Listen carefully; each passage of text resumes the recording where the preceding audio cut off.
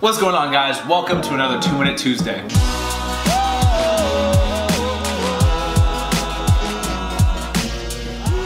I saw my dad drinking his post-workout smoothie in like a wine glass and I thought it looked funny, so I wanted to try it. It makes me feel very sophisticated. Anyway, so I want to talk about how to set goals. This topic is crucial, so vitally important in my career, how I continue to progress up and up and up, and it's something I get asked about a lot. So I decided I'm gonna make a 2-Minute Tuesday to really cover how I set my own goals and maybe give you guys some information on this topic. Anyway, let's put the time on the screen and let's get started. So first things first, you need to be specific about your goals. If your goal is to get in shape or improve your shooting or be one of the better players on the team, these are very hard to quantify. You don't know if you've made that exactly. So I like to do something that I can completely check off. For example, instead of saying I want to get in shape, I would say I want to run 2 miles in 11 minutes. Make them quantifiable and specific so that you can go back to these goals and check them off. That's the first thing. Number 2, balance your goals. Have a mix of very reach goals, something that seems very unattainable at first, while also having some easier goals that you think you can get, and some medium goals, goals that you think that would be a stretch, but you think that with hard work you can achieve. Just so that I can feel good and accomplished when I check off these easy goals. I have those medium goals that really can be a reach, but it could be about 50-50. And I have those hard goals that you know that I might not achieve. It is very almost unlikely, but I like to put them on there so I feel that I'm really reaching for something, pushing to my limit. I like to really kind of aim for like a 3-4 split. So 3/4 of my goals I like to be able to check off completely, and then 25% I like to not hit, but to keep on challenging myself.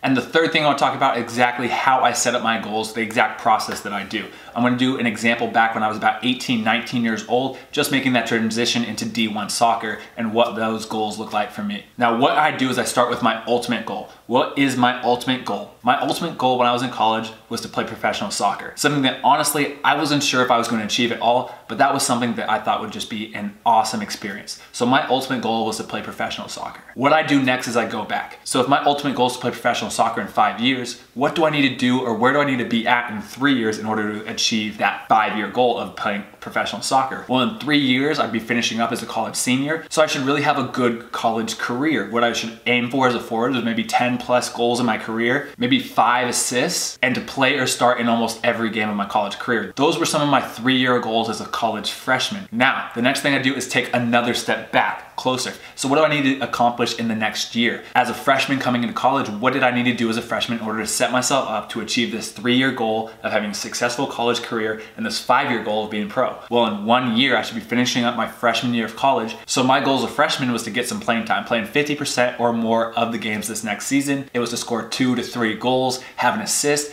and really set myself up to become a full-on starter and a leading goal scorer my sophomore, junior, and senior years. And then I keep on working back and back. I set goals for 6 months out, I set goals for 3 months out, I set goals for a month out, and once I get closer and closer, you start to break down what you need to do day by day in order to achieve your ultimate goal. As I'm coming into this college scene as a freshman, I'm looking, what do I need to do in this next month when I'm coming into preseason with this college team in order to achieve my year, 3-year, 5-year goals? Well, in this next month, in this preseason, I really need to prove myself as a freshman to the coaches and to my teammates in order to get some playing time. So my goal might have been to get at least 3 goals in whatever practice or scrimmage that we're doing every single week during training. It might be to be the top 5 most in shape person on the team. It might be to sit down with the coach and discuss what he sees for this year, what I need to work on, just some of his plans, maybe meeting with the coach. And again, I take 1 step back. Okay, if those are my goals for a month, what should I do this week? Well, to achieve my month goal of scoring those 3 goals every single week, this week I need to score 3 goals in the scrimmages and training. So now I want to prove myself a little bit more as a freshman this week. So what do I do this week? My goal is to not be the one who's stuck in the middle in the 5v2s at training. I want to be one of the guys who are always on the outside. So my goal this week is to never be the person who constantly gets stuck in the middle. Little things like that, stuff that you really want to improve, stuff that you want to work on. Now I take 1 step back even from this week goal. What do I need to do today?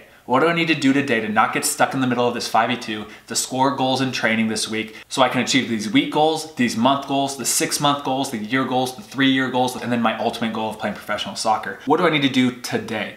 And it usually boils down to working out, training, and just improving my fitness or improving whatever I need to improve on. So that means today after team training, maybe I stick around for 15 to 20 minutes with one of the coaches and a goalie and work on finishing, work on some of these striker moves and movements so I can score more goals in training. Maybe that means on my off day, I'm going out to the field against the wall. I'm just working on 1 and 2 touch passing against that wall and my control and my touch, so that I can better prepare myself on these 5v2s so I'm not stuck in the middle. So I can prove myself to my teammates and my coaches so I get more playing time later down the road. And that more playing time leads to a more successful career, which improves my odds of playing professional soccer. So I'm taking this big idea and I'm breaking it down, breaking it down, breaking it down by year, by month, by week, by day, and boiling it down to like its purest form. What do I need to do today? You start to figure out what are these tiny baby steps I can take every single day to inch forward towards my ultimate goal.